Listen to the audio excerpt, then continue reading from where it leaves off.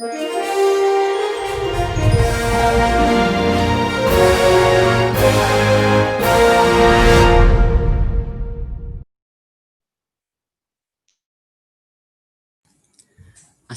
warahmatullahi wabarakatuh, Sobat Adiaksa Seperjuangan PPPJ 77. Kembali lagi di podcast edisi kedua, Calon Jaksa Live bersama Adli Nur Ihsani.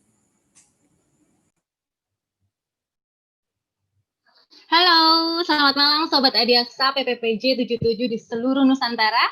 Berjumpa lagi kali ini, perkenalkan dengan saya Adli Nur Ihsani dalam podcast Calon Jaksa Live edisi kedua. Yang mana pastinya kalian semua udah tahu dong podcast pertama kami yang dibawakan oleh Kak Mega Yulanda. Gimana? Udah pada nonton belum? Belum? Kalau yang udah, terima kasih banyak karena telah meluangkan waktu untuk nonton. Dan buat kalian yang belum, tonton. Dan jangan lupa kasih like, subscribe, dan komen, oke? Oke Sobat Adiaksa, langsung aja ya, seperti yang kita ketahui, podcast kita itu adalah wadah untuk silaturahmi antara sobat-sobat PPPJ 77 di seluruh Nusantara yang tentunya nggak bisa untuk ketemu dalam satu waktu, apalagi lagi pandemi COVID kayak gini. Jadi kita butuh podcast ini untuk saling sharing aja nih. Oke, jadi kali ini kebetulan kita kedatangan tamu dari ujung utara dan ujung barat. Oke, ada Mas Dona Popo Saragi dari Kejaksaan Negeri Sabang. Boleh disapa dulu Mas Dona? Hai. Halo, selamat malam kon-konku. Iya, oke. Yang kedua dari Muhammad Al-Fikri dari Kejaksaan Negeri Sangihe. Halo Mas Fikri, sehat? Halo kawan-kawan, sehat? Alhamdulillah. Oke. Yang terakhir nggak kalah keren dari Bobi Herlambang dari Kejaksaan Negeri Kepulauan Talaut. Halo Mas Bob. Halo Mbak. Oke, ini udah ganteng-ganteng nih ya, akunya jadi salah tingkah gitu ya. Di antara yang ganteng-ganteng selama ini, bolehlah sekarang kita satu-satu ya, pastinya semua pada penasaran dong sama cerita sobat-sobatku ini, kakak-kakakku ini ya, yang seperti kita ketahui dari Sabang, Sangihe, Kepulauan Talaut pasti punya cerita yang berbeda-beda. Oke, sekarang langsung aja nih kita bahas yang pertama siapa dulu ya? Kayaknya menurut aku sih enak deh, Mas Dona Popo Saragi nih ya dari Kejaksaan Negeri Sabang, boleh? Halo Mas Dona, Boleh. aku sapa lagi ya.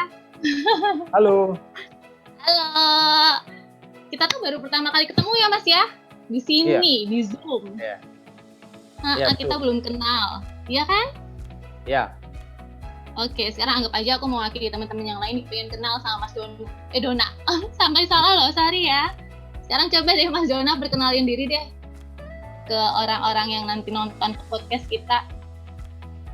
Ya, perkenalkan, aku Dona Popo Saragi, asal asli dari Sumatera Utara, penempatan di Kejaksaan Negeri Sabang di Aceh. Mungkin itu aja. Itu kalau di Sabang, di Kejaksaan Negeri Sabang, di Aceh ya. Itu Mas Dona juga asli situ emangnya sebelumnya? Atau baru pertama kali ke situ? Aku sebelumnya belum pernah ke Aceh, mulai dari lahir. Ya, jadi ke Aceh ini baru karena masuk kejaksaan ini. Oh, Gitu. jadi karena SK ya? Ya, Libur karena SK dong liburannya ya ke Aceh ya? ya. Itu udah berapa lama Mas Dona di sana? Pastinya sama kayak ya, kita 618 kan? Ya, sama. Iya. Sekitar Dari 2 mana? tahun 8 bulan. Oh ya berarti hampir sama. Tapi Mas Dona ini berasal dari Aceh juga? Enggak, Oh, dari mana Mas? aku asli Sumut, tepatnya di Lubuk Pakam, Mbak. Oh, itu berapa jauh sih dari Sabang? Aku sendiri juga belum tahu loh Sumut itu. Kalau dari Sumut itu tepatnya di Medan lah. Kalau mau ke Sabang itu, kalau via darat 12 jam. Itu pun ke Banda Aceh dulu. Nah, dari Banda Aceh itu nyebrang laut, naik kapal sekitar 1 jam. Baru sampai di Jadi, Sabang. oh gitu. Jadi kita nih, Mas Dona ini naiknya kapal ya? Nggak ada pesawat ya? Nggak ada. Dulu pertama-tama sih ada pesawat sini. Pertama kali penempatan. Langsung dari Kuala Namu ke Bandara Maimun Saleh namanya di Sabang ini, Mbak. Tapi hanya bertahan sekitar 4 bulan. Setelah itu nggak ada lagi. Iya, katanya tumpur. Tapi berarti udah pernah naik ATR? Udah ATR, iya pesawatnya ATR betul. Gimana coba rasain? Rasanya coba seru nggak? Oh ini ya, ini kantornya Mas Dona ya? Ya, ini kantor Oh aku. keren banget. Kantor kita di Sabang. Keren banget ya. Terus sehari-hari tuh Mas Dona gimana sih? Coba ceritain dong ke kantor. Ini Mas Dona tinggal di mana? Di rumah dinas kah? Ngekos kah? Kebetulan ada rumah dinas untuk di Sabang. Banyak. Oh alhamdulillah. Dapet ya jatah ya. Ya. Terus sehari-hari gimana? Boleh cerita ya Mas Dona ya?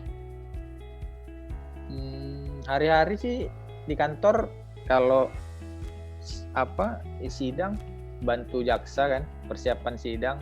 Tapi kalau sidang sih nggak banyak, seminggu paling 2 kali. Kasus juga nggak banyak. Kalau 2019 itu cuma 80 kasus. Itu pun rata-rata narkotika. Itu aja sih.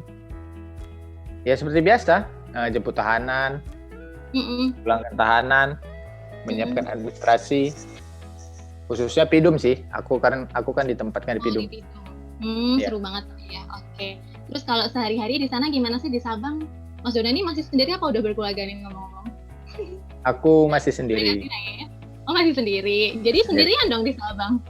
Sendirian, lajang. Oh gitu. Terus gimana sehari-hari makan sendiri? Ngapa-ngapain sendiri? Jauh?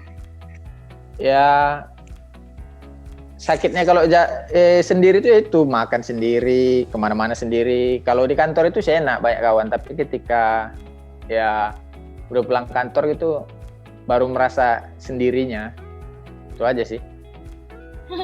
Jadi ini kode juga ya buat yang nonton ya, yang mau kenal sama Mas Dona masih boleh dong berarti? Boleh. Kenapa pula nggak boleh? Boleh. Boleh lah. Kenapa pula nggak boleh? Boleh ya? Iya. Oke deh, terus apa kesukaannya di sana? Maksudnya apa happy-nya?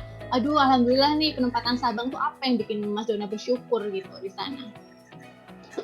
Kalau aku dapat di Sabang ini bersyukur lah setidaknya ya kan. Ya namanya masih ada orang tua kan. Kalau mau pulang ke Medan pun ya ke Pakam tempat lebih tepatnya nggak jauh kali. Ya hiburan di Sabang ini apa? Paling lihat pantainya, mungkin banyak turis, bule-bule, itu aja sih. Sama itulah balik hiburannya, Tugu KM0 tuh hiburannya. Apa itu? Yang Tugu KM0, ya Tugu KM0 namanya. Intinya apa itu? Maksudnya kesenian atau apa gitu kan? Mungkin belum banyak yang tahu, saya juga nggak tahu Kak. Kalau itu apa? Tempat wisata, semacam ikon sih. Jadi istilahnya Indonesia ini ya dimulai dari Sabang itu nolnya gitu loh sampai Merauke. Oke, titik nol. Jadi Mas Dona pastinya udah foto-foto ya di situ ya? Udah Mbak. Udah. Ada fotonya? Ada. Terus kalau makanan nih, aku pengen tahu dari makanannya deh. Makanannya kalau di Sabang tuh cocok nggak sih sama masnya dari Medan? Kalau dari Sumut ya, sorry. Biasanya makan apa? Sampai Sabang makan apa? Boleh dong ceritain. Kalau ciri khas makanan hampir sama. Hanya saja kalau Aceh ini dia pedasnya kurang. Kalau aku kan asli Batak. Gitu. Ya. Bawa cabai sendiri, Mas ngulek sendiri, makanya cepetan punya istri biar bisa ngulek. Enak gitu. Iya, doakan Mbak, amin. Ya pedes ya, amin. Itu aja sih. Kalau makanan khasnya apa ya? Sate gurita paling. Sate apa? Sate gurita. Jadi gurita itu dia di sate. Itu aja sih. Tapi mentah atau udah direbus dulu atau bagaimana? Jadi dia gurita itu dipanggang kayak sate Padang biasa. Bumbunya pun ya bumbu Padang, bumbu kacang, tapi dia satenya itu gurita. Itu aja sih. Kayaknya aku baru dengar ya sate gurita emang ada di Sabang doang atau ya? Nah, khususnya kawan-kawan yang di Aceh pun asal main ke Sabang tuh ya carinya sate gurita. Penasaran aja. Emang endemik sih ya. kalau gurita di sate gitu aja. Ya udah ntar lain kali ini deh Mas Dona traktir kita semua ya di sana ya kalau ke sana ya. Boleh. Baik banget deh. Terus kalau apa yang bikin Mas Dona tuh ngerasa, ada nggak sih yang bikin Mas Dona tuh ngerasa, aduh pengen nih suatu hari di sini, impian Mas Dona penempatan lain di Sabang, insya Allah ya kita kan sebagai Adiaksa pasti siap untuk ditugaskan di seluruh Indonesia kan? Ada nggak sih harapan-harapan itu? Ya kalau harapan sih kalau bisa, aku permintaan sih kalau masalah kayak itu nggak banyak, yang penting nggak jauh pulang ke Sumut, itu aja. Itu aja. Oke, mantap. Ya udah, sekarang aku mau gantian dulu nih Mas Dona ya. Tadi kan kita udah mengulik nih Mas Dona, udah cukup tahu lah kita ini itunya Mas Dona. Sekarang boleh nggak ya aku tuh berpindah ke Mas Fikri? Boleh? Boleh, halo. Halo Mas Fikri, sehat? Alhamdulillah sehat. Mas Fikri ini boleh cerita nggak di mana satkernya, dari mana asalnya? Ya, perkenalkan nama saya Muhammad Al-Fikri. Asal saya dari Lampung. Saya ditempatkan di Kejaksaan Negeri Kepulauan Sangihe. Yang belum tahu itu di Sulawesi Utara tuh, kalau lihat map. Nah, terus lagi ke atas tuh mau ke Filipina. Nah, ada pulau di situ. Oh, ini gagah banget fotonya, buset ya. Ini Mas Fikri ya, keren banget nih. Jadi kalau Sangihe itu dari Lampung berarti naik apa Mas? Gimana Mas Fikri ke sana? Kalau dari Lampung kita ke Jakarta dulu, transit 45 menit. Habis itu dari Jakarta kita ke Manado, itu sekitar 3 jam sampai 3 jam setengah pesawat. Dari Manado, nah ini kalau ke Kepulauan Sangihe itu dia ada pesawat tapi nggak tiap hari. Jadi kita harus nentuin jadwalnya begitu. Dia cuman 2 sampai 3 kali seminggu. Tapi kalau untuk kapal dia ada setiap hari, itu sekitar 8 sampai 9 jam perjalanan kapal lah. Begitu. Jadi ada plus minusnya ya, pesawat cepet tapi jarang, kapal lama tapi ada terus. Iya, betul. Terus waktu ke Mas Fikri waktu ke Sangihe itu gimana? Maksudnya dapat SK nih, baca seret Sangihe. Mas Fikri tahu Sangihe itu di mana? Nah, ini pengalaman saya dulu itu pas selesai TAK, saya buka SK. Pikiran saya kan teman-teman saya yang di Sumatera itu dibalikin lagi ke Sumatera tuh kan. Nah, pikiran saya kan ya seenggaknya dapat di mana lah. Saya buka ini udah ada bacaan kepulauan nih, saya bilang wah itu kacau nih, saya bilang ini kepulauan. Terus saya mikir kan, wah tapi bolehlah, bagus mungkin kan. Akhirnya saya buka tuh di Google Map. Pas saya buka Google Map tuh dari Jakarta tuh, saya buka Google Map Kepulauan Sangihe. Ini kok naik ke atasnya jauh sekali ya kan. Terus saya lihat tuh ada di situ belum ada pulau, pertama kali ada lihat kan dari Manado. Saya zoom 1 kali, 2 kali, 3 kali. Wah, ini pulaunya kacau nih, saya bilang. Saya pertama kali ke sana itu saya nggak tahu mau naik apa ke sana. Informasinya minim banget kan. Saya nggak ada komunikasi gitu sama kantor kejaksaan yang di sana gitu. Kurang lebih begitu sih. Berarti benar-benar sendirian ya? Benar-benar nggak ada kenalan dulu atau senior atau bagaimana? Kalau untuk kenalan di satuan kerja itu nggak ada, tapi untungnya saya ke sana tuh berdua sama teman satu angkatan, kan dapat berdua di sana sama senior perempuan. Iya. Tapi satu satker ya? Atau beda? Satu satker, tapi kebetulan dia nasibnya lebih beruntung sudah jadi jaksa duluan. Enggak lah, kita semua beruntung. Cuman kan kita beruntung tepat pada waktunya, ya nggak sih? Nggak boleh pesimis gitu Betul, iya kan, betul. Soalnya kita harus ngasih ini dong, semangat buat yang nonton, ya kan? Kita nggak boleh ini sama sendiri. Buset deh, ini mah emang bener-bener kaget ya, berarti rasanya Mas Fikri ya. Betul. Betul ya, kok kelihatan senyumnya tuh kayak, aduh gitu ya, tapi semangat terus buat Mas Fikri. Aduh, ketawa aku. Aduh, daripada kita ketawa Mas Fikri, aku masih pengen lanjut sih tanya-tanya ke Mas Fikri. Cuman kita sapa dulu deh ya ke Mas Bobi dulu ya, biar ada kan 3 bintang tamu ya, kasihan Mas Bobi nanti. Oke? Boleh ya, lanjut dulu. Mas Bobi, halo Mas Bobi. Udah nungguin nih. Halo Mbak. Enggak apa-apa Mbak. Oh, enggak apa-apa Mas. Mas Bobi ini dari mana? Dari Bandung ya, aku tebak ya? Iya Mbak, saya dari Bandung, asli Bandung. Ya Ya penempatannya soalnya, nggak beda jauh sih sama oh gitu. Fikri, cuman ya beberapa senti ke atas lah, beberapa sentimeter ke atas. Oh, agak naik ya Pak ya. Iya. Terus gimana tuh penempatannya? Di mana? Cerita Ya, dong. Kan tahu ya semua. sebelumnya saya perkenalkan diri dulu. Nama saya Bobi Herlambang. Saya asli Bandung. Penempatan pertama kali di Kejaksaan, alhamdulillah dapat pengalaman ke Talaut. Mungkin teman-teman sekalian bingung nih, Talaut itu di mana sih? Waktu pertama kali saya buka SK, hampir sama kayak Mas Fikri juga. Pertama kita lihat, wah Kepulauan Talaut. Pemikiran saya, ya sudah nggak apa-apa, karena kan kita juga sudah siap ditempatkan di mana saja kan. Cuman saya juga sempat penasaran, Talaut tuh di mana sih? Saya pernah dengar kata-kata Talaut, tapi saya juga lupa-lupa ingat. Nah, memang langsung dijawab tuh sama Allah tuh waktu itu. Ada tuh iklan Indomie dari Sabang sampai Merauke, dari Talaut sampai Pulau Rote. Wah, berarti bener ini Talaut nih. Nah, yang jadi dilema tuh pas saya lihat Talaut itu di mana gitu. Saya searching Kejaksaan Negeri Talaut gitu, nggak ada. Yang ada itu kan Kejaksaan Negeri Melonguane. Nah, pas saya searching, wah ini jangan-jangan nggak ada nih Kejaksaan Negerinya nih. Ternyata Talaut itu kan dulu apa bersatu sama Sangihe. Dulu tuh kan Sangihe Talaut Oh. namanya. Tahuna, cabangnya Iya, di iya. Melonguane. Setelah jadi pemekaran, barulah ada Kabupaten Kepulauan Talaut. Di situ baru ada Kejaksaan Negeri Kepulauan Talaut. Gitu. Dan jadi, tapi Mas Bobi bukan angkatan pertama yang ditugaskan di situ kan? Enggak, itu tuh Oke. 2006 kalau nggak salah itu baru ada tuh Kejaksaan Negeri di situ tuh 2006. 2016 sorry kalau nggak salah tuh Oh, 2016. 2016 ya.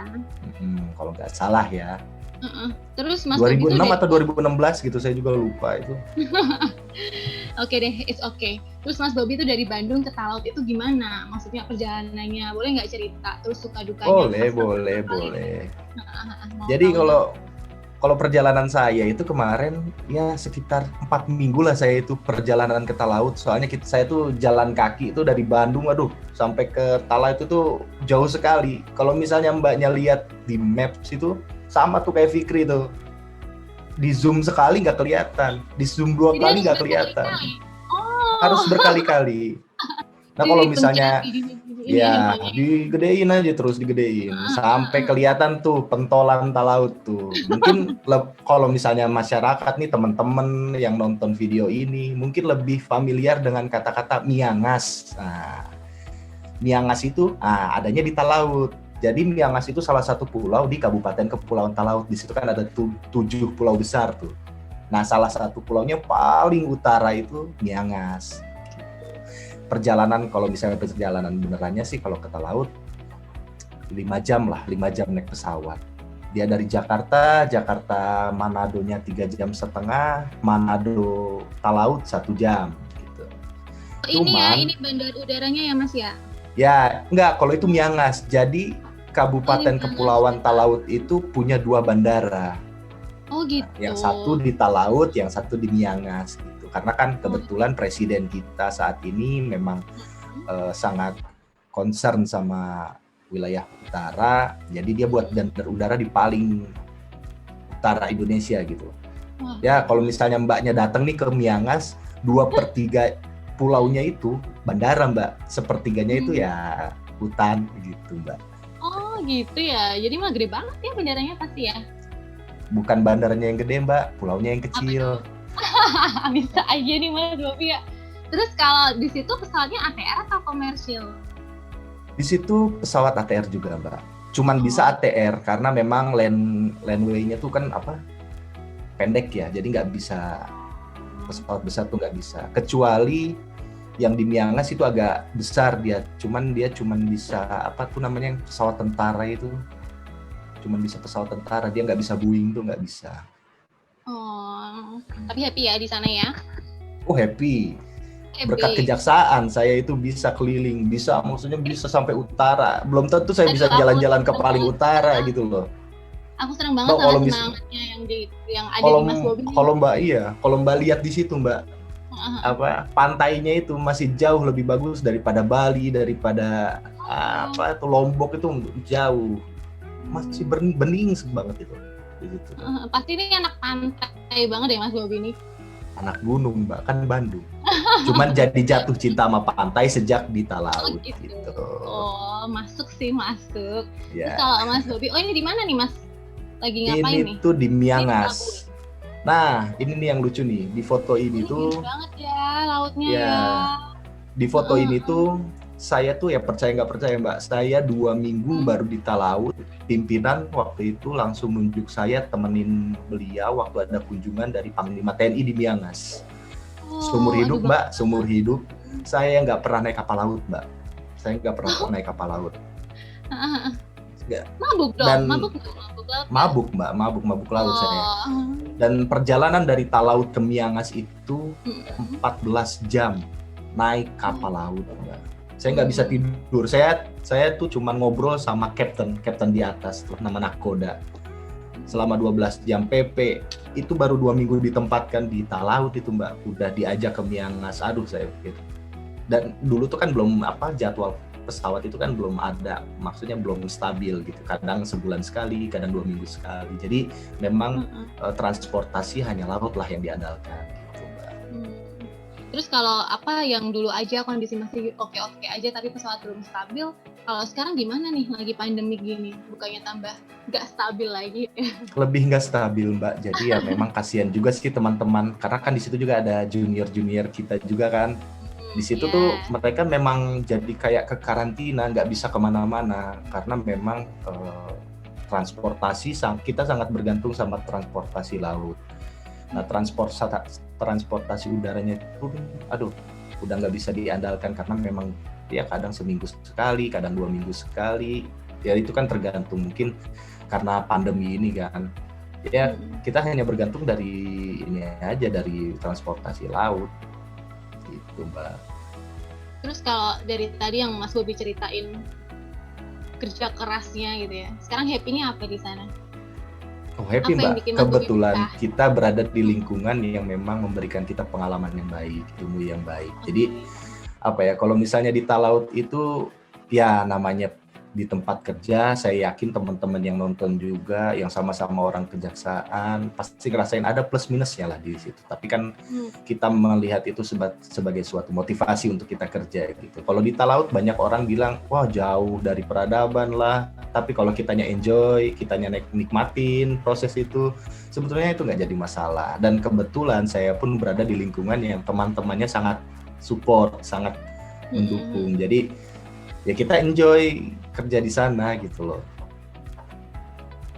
Terus apa dong harapannya kalau buat Mas Bobi sendiri nih, buat teman-teman kita PPPJ 77 yang ada di seluruh Nusantara gitu ya, yang mungkin dengan kendalanya masing-masing dan kebahagiaannya masing-masing di satuan kerjanya masing-masing, apa harapan dan harapan Mas Bobi itu yang bisa ditularkan ke teman-teman itu apa?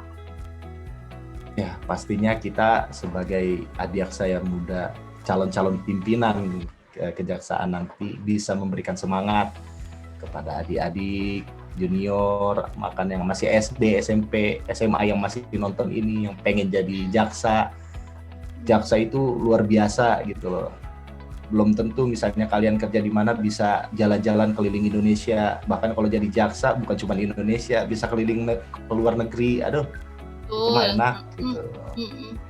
Jadi jangan patah semangat, nikmati prosesnya. Ya, kalau misalnya ada sedih, pasti ada senangnya. Itu berimbang kok.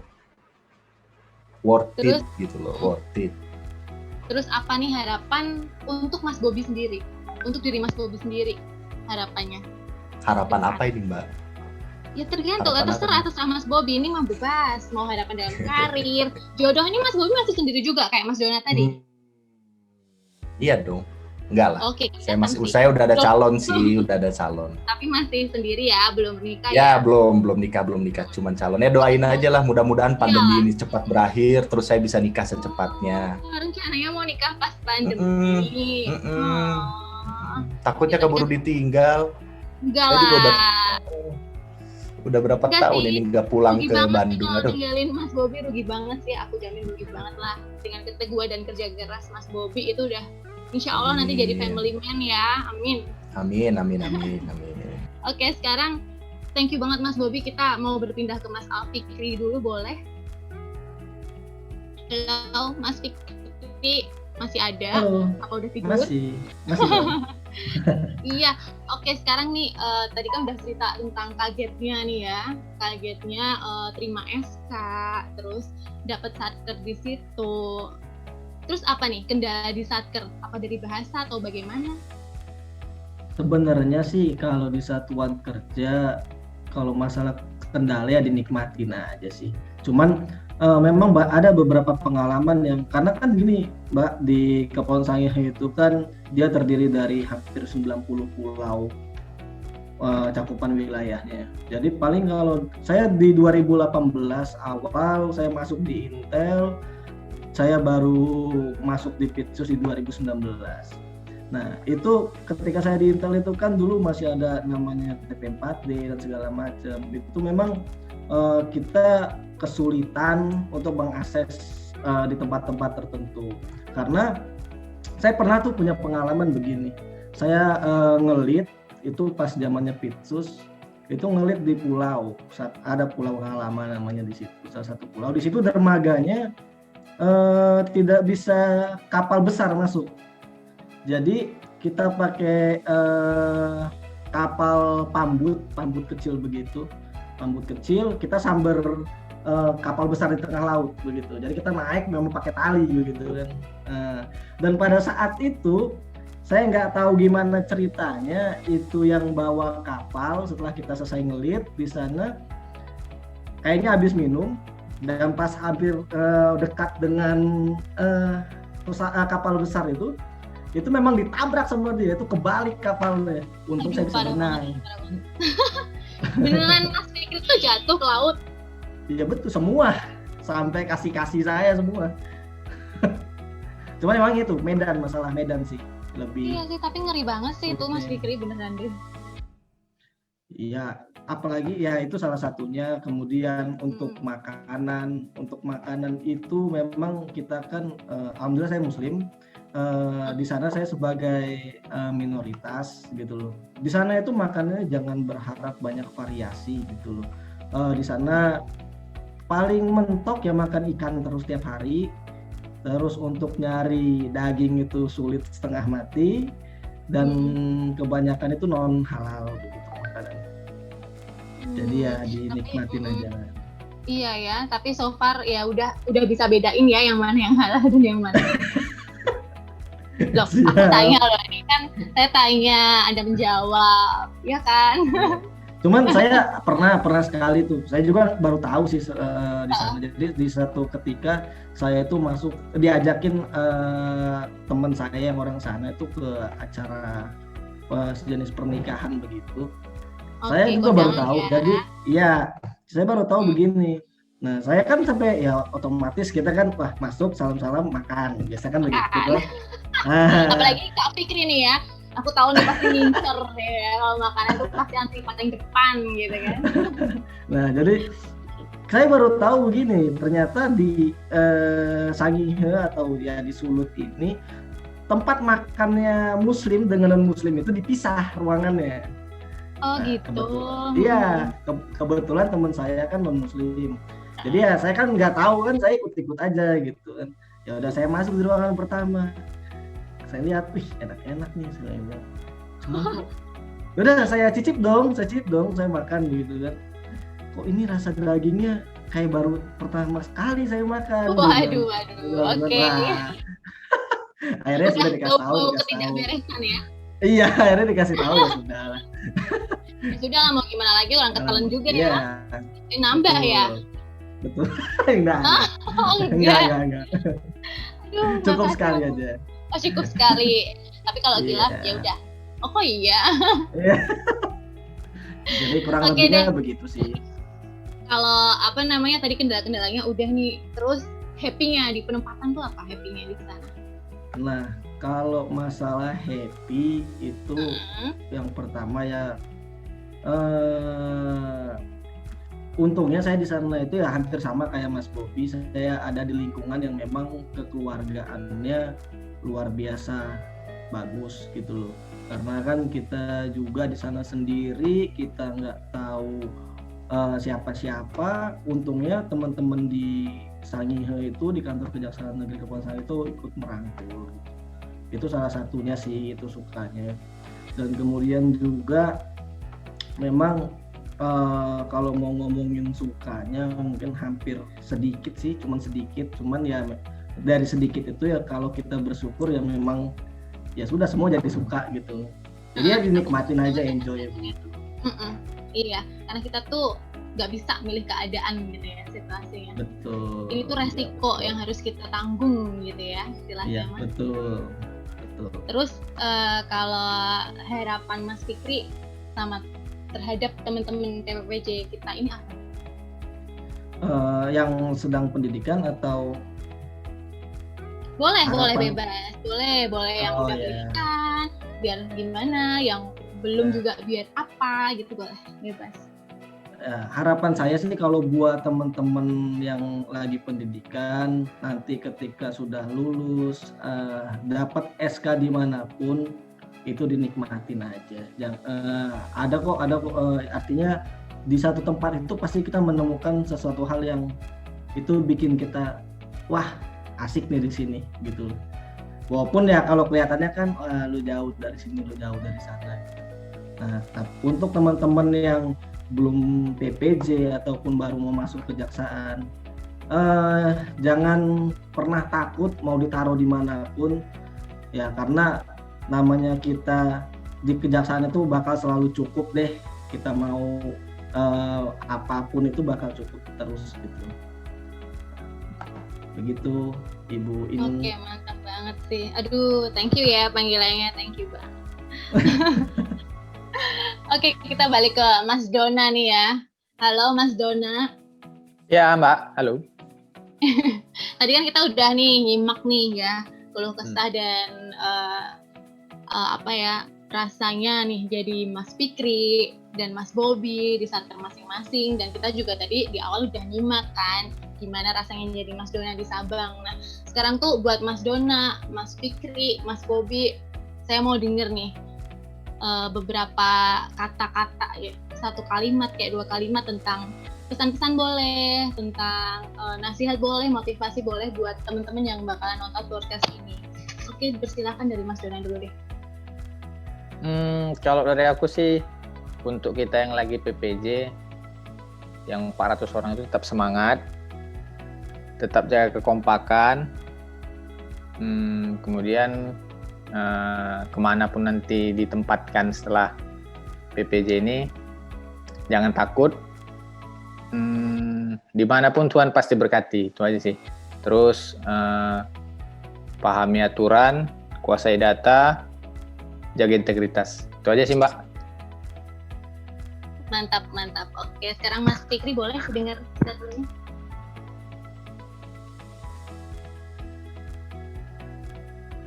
Ya, kalau dari saya sih buat seluruh yang nonton podcast kita saat ini, apa yang kita bicarakan di sini sudah tergambar jelas kan. Maksudnya suka dukanya seperti apa, cuman satu aja sih kuncinya, ketika misalkan saudara belum jadi jaksa kemudian punya cita-cita menjadi jaksa, tetap bersyukur apapun yang terjadi, apapun kalian berada dimanapun, itu tetap bersyukur aja, karena kuncinya kita mau senang itu cuma bersyukur aja. Terima kasih. Oke, langsung nih yang terakhir nih. Gimana Mas Bobby? Apa statement Mas Bobby? Statement sudah diwakili oleh teman-teman saya, Fikri, Dona. Itu udah bagus banget. Cuman saya pengen nambah satu kata nih khusus buat yang mau masuk ke kejaksaan. Kenapa harus ke kejaksaan? Karena nikmat. Dah, itu aja. Apa itu nikmatnya? Coba dijelasin dong. Nikmat. Dapat pengalaman baru, dapat teman baru, apalagi dapat kewenangan yang baru. Wah, kerjanya enak deh pokoknya. Mantap.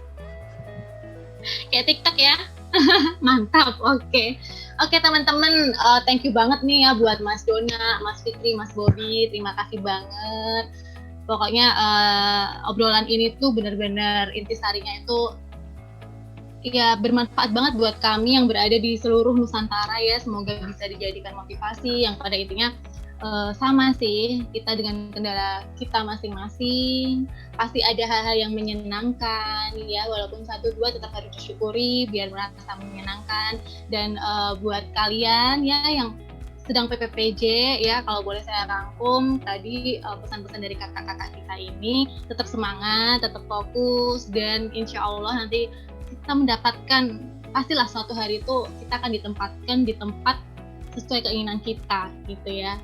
Dan jalanin aja biar semuanya terasa nikmat kayak kata Mas Bobi ya kan Mas. Oke. Dan terima kasih banget, aku rasa cukup podcast kami malam hari ini ya. Untuk semuanya yang udah nonton podcast edisi pertama, terima kasih banget. Semoga podcast edisi kedua juga nggak kalah menariknya dari podcast edisi pertama. Dan untuk kedepannya semoga kita masih berkesempatan ya, teman-teman yang lain yang di pelosok-pelosok ataupun di mana seantero Nusantara masih mau berkenan untuk menjadi narasumber, berbagi kisah, berbagi suka, duka, motivasi, biar kita tuh enak gitu, kompak walaupun kita nggak bisa. Emang kita nggak memungkiri pandemik ini tuh memang tidak bisa adanya silaturahmi secara langsung, tapi insya Allah ya dengan podcast ini ya terima kasih juga kepada Senat ya PPPJ 77 yang telah menghubungkan kami melalui wadah aplikasi Zoom yang kayak tadi saya pertama nggak kenal Mas Bobi, Mas Dona, terus Mas Fikri ya mungkin kita nggak terlalu kenal awalnya, tapi sekarang alhamdulillah ngobrol-ngobrol dan ya saling tukar pikiran. Oke, thank you banget buat kalian yang nonton, diambil baiknya, dibuang kurangnya. Mohon maaf apabila kami berempat ada kesalahan. Tetap jaga kesehatan, pakai masker, cuci tangan, jaga jarak, dan tetap minum vitamin. Salam PPPJ 77. Thank you.